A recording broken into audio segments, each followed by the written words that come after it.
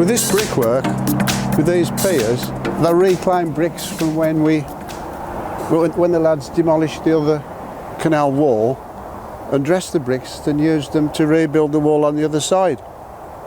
But in the meantime, they wanted me to build some piers just for heritage purpose and to look part of the job and be a bit of a safety wall as well.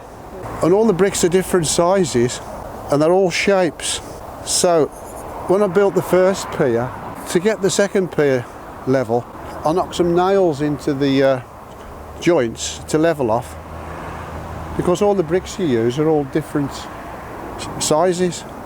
So now I'm going to build this brick on coping brick, and as you can see, they need a drip, just like a windowsill or a garden wall that has got a drip. But these piers had to be this size to so they're stable. If you had a 1 brick pier, it could be pushed over. So it's got to be a 1.5 brick square pier. And then again, this is my own idea with the materials we've got. There was a donation of coping blue bricks and a donation of these block pavers. So I thought, I'll stick the coping brick on there. So as you can see, it's the same all the way along. And also you had the different heights because the steps coming down. I'll lay these now.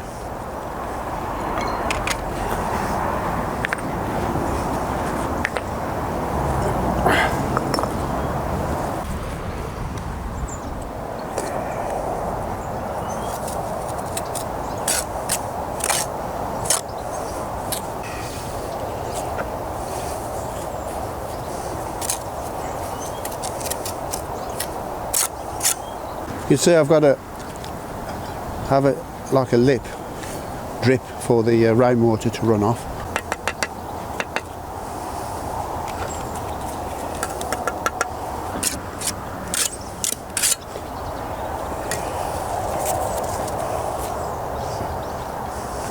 So I've had to adjust the joints to make them tight so that the brick fits, the 5 bricks fit onto this pier.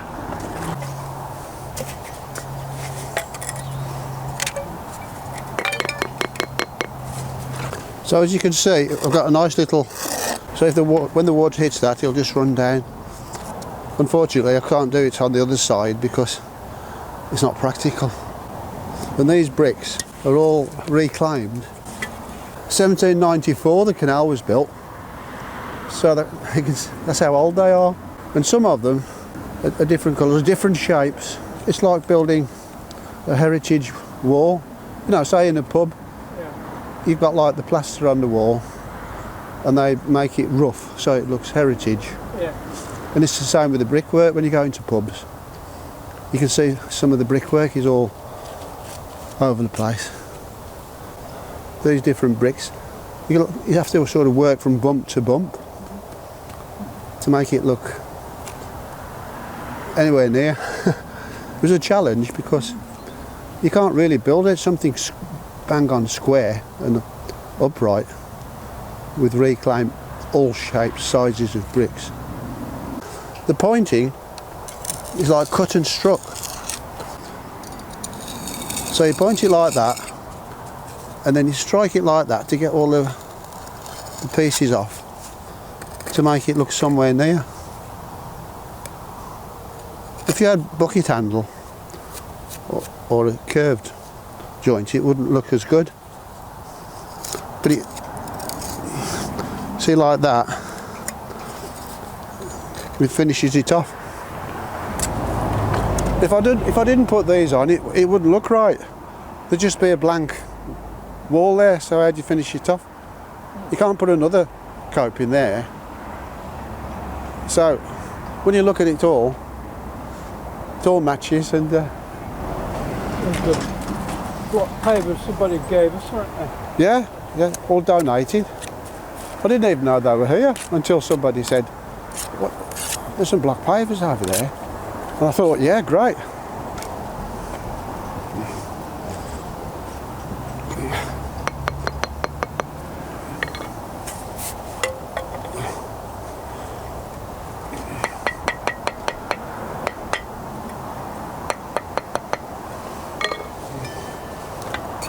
That's it, so it's just a matter of pointing these up.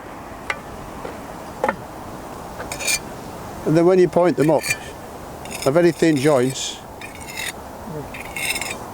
to get the 5 bricks within the dimension of the pier.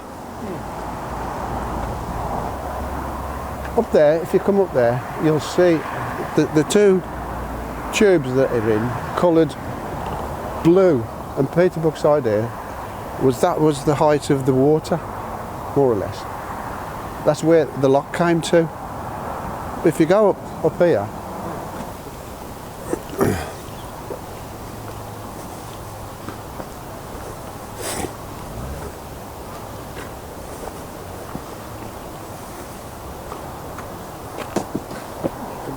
that was where the lock was, you know, that recess there. The water came to here, you know, the actual height to the back of the lock. Yeah. You see the metal part there? Yeah, so that's the height that it was. Yeah, just below. And I had to start the pier here and then follow the stonework with the curved wall to there and then continue with the piers. So that designated where the water. We can go by the buffer rail. Underneath that, that was the height of the water. It was a wider pier here, look, so I had to put another block paver there. That's how it started off. well, just for access to the house here. No, this is going nowhere. This is the dead end, and then of course I've got to excavate to the same level as the lower lock level, which is quite substantial. It's just a feature, this is, like the arches, you know, a feature for the canal.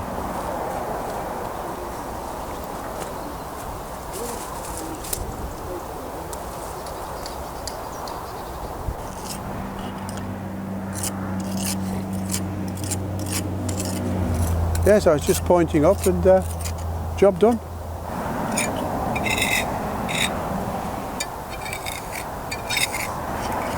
Isn't it marvellous that in 2012 the weir finished 2022 finished this? 10 years.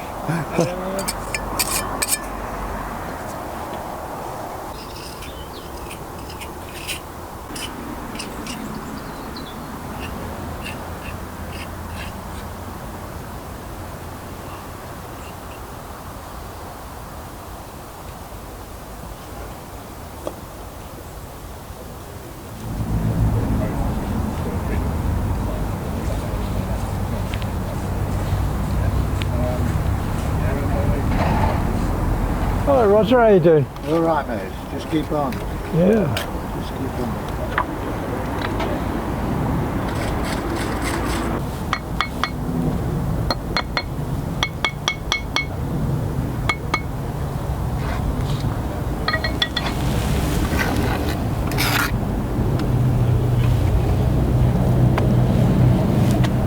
Nice. Now it's sunny.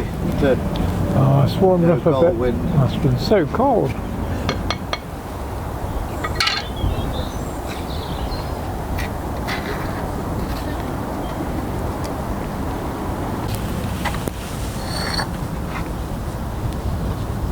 Good morning, Paul. It's good to see you here again on the Block 24 site.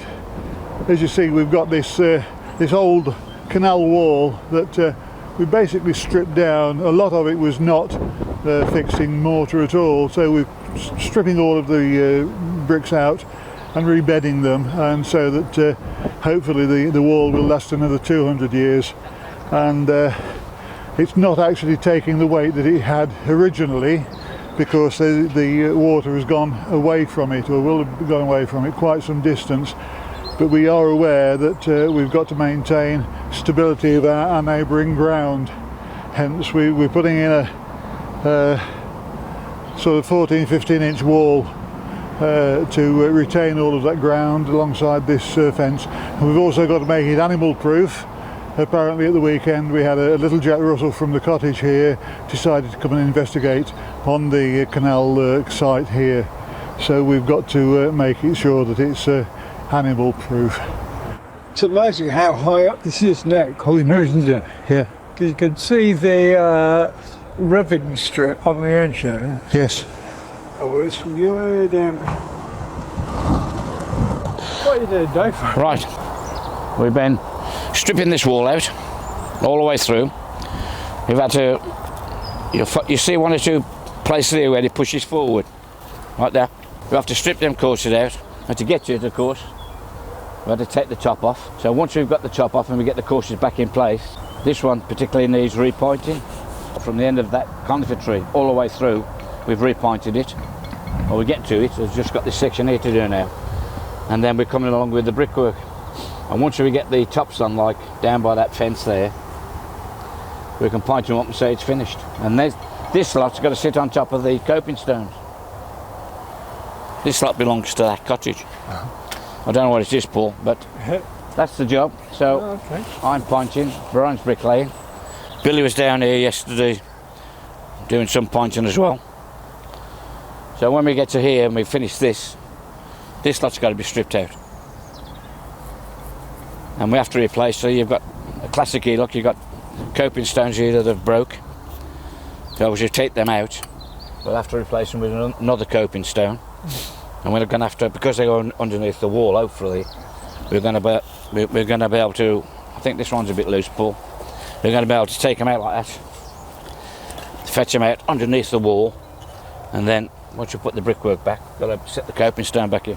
Hi Stuart, you alright mate? I want a job like Stuart, walking about and looking at it. Yeah. Have you seen the paintings he's done around there, Paul? Oh, yeah. Yeah, brilliant. Those people are looking at the painting now, look. Yeah. And when you look down there, you can see what's happening, can't you? Well, that's the original towpath. Yeah, that's a new towpath coming through. That's got to go all the way up to Cricket Lane, and then we've got to go under Cricket Lane. So all this where we're standing has got to come out, so we can construct a bridge, go under Cricket Lane, and then they've got to construct a lock the other side of Cricket Lane. So that lock we took out there is going up there.